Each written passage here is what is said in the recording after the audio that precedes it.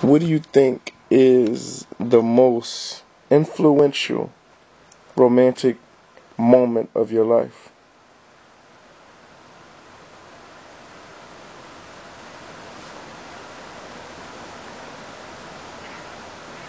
Well, something did come to mind. I don't know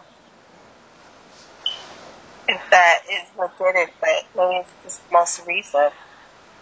It was like 2 years ago. Okay. Um,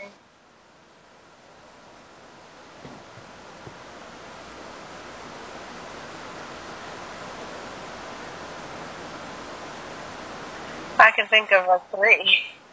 Okay. Let's try to narrow it down, please.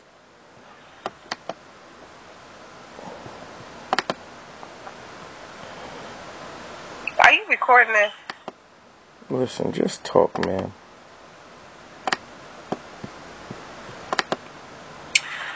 When I was about 20, I was involved with a gentleman, and we had agreed to. We worked in the same company, and there was some kind of event, some kind of celebration for everybody hitting their bonuses or whatever. And so it was a company paid, event, and we went to, I think it was Dave and Buster's. And, people didn't know that we were seeing each other.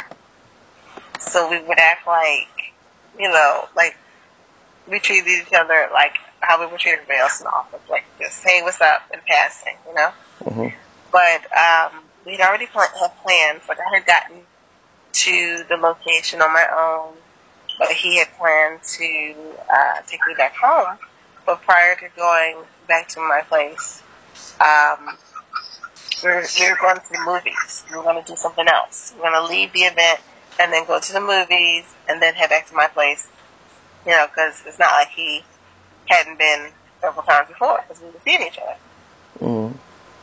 And so we're supposed to be heading in one direction, and he heads in another towards my house. And I'm like, well, I thought we were supposed to be going to the movies. Where are you going?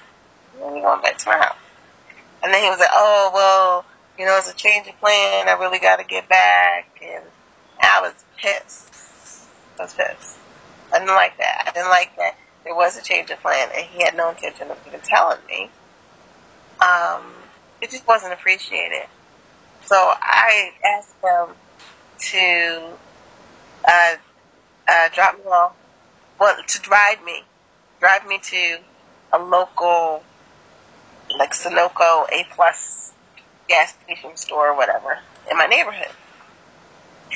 And I was pissed, and I was feeling like he really didn't give a shit about me, not the way that he said. And it was so easy for him to just flip the script and not even tell me until the very last moment. So I felt like, that's not loving me. That's not really caring for me the way that, you say you do. So I was feeling like, I need to just leave this Negro alone. Hold on, wait a second. I gotta say one thing. You have absolutely perfect teeth. I just wanted to interject that. But anyway, continue. Thank you. So, I was there. I was all dressed up, looking hot to death. I was in my heels and stuff. Mm-hmm. And I went into Sunoco to get whatever I was going to get, and walked right past his vehicle, and just kept walking. And I was about 5 blocks away from home, Mm-hmm. and I was getting up in my heels, okay?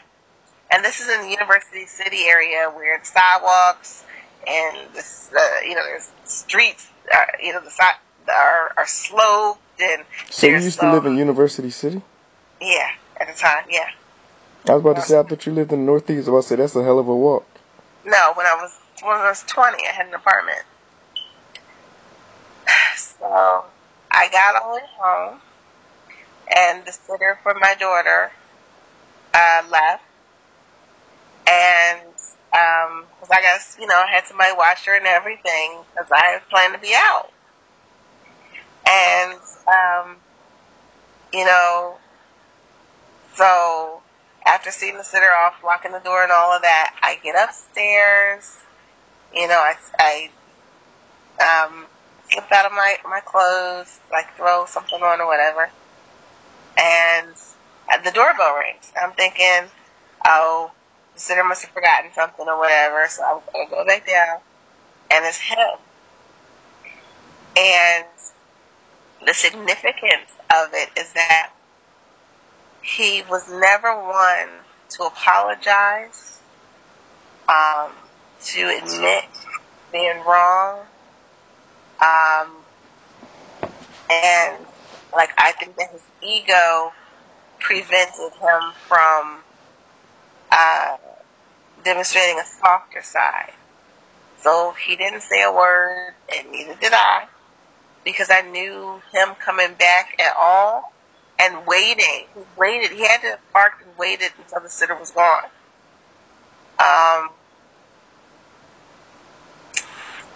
So him,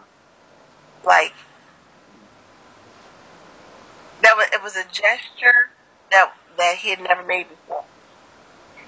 And so I led him upstairs. We were hand in hand and didn't say a word to each other the whole time.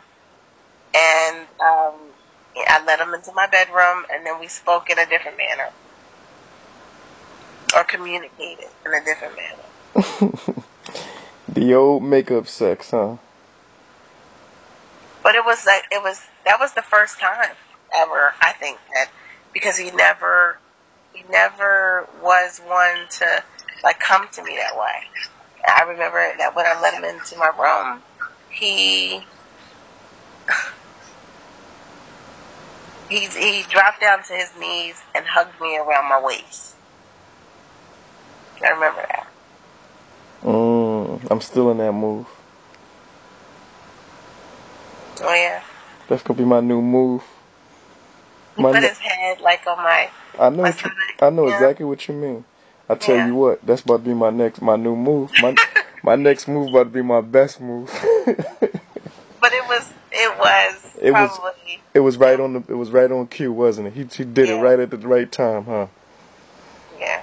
That was a good. I knew what it meant. It meant something, It was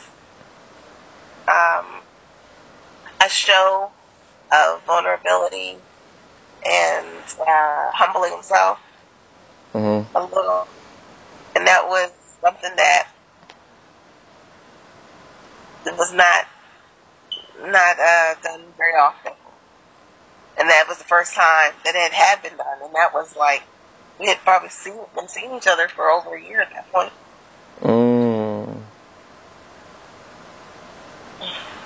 So that's what you had to do to get there, huh? So that 5 block walking them hills was worth it, huh? I was mad. You was pissed off, huh? I was like, fuck this nigga. I was mad. Bullshit. I was mad. See, this is the kind of stuff that we can do on a radio show.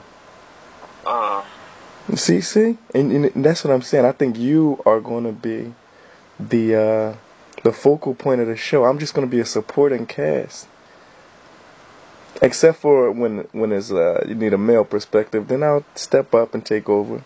But what I'm saying is the dynamic, the generational gap, the opinion gap, the character traits, it's such a clash that it's perfect.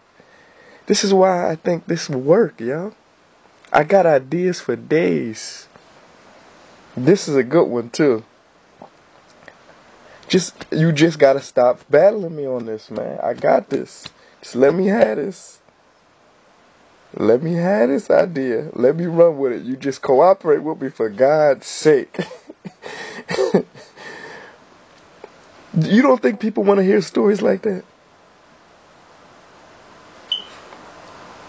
Look at you sitting there smiling. I'm not saying nothing false. Yeah. People gotta trust me sometimes. I know what I'm talking about.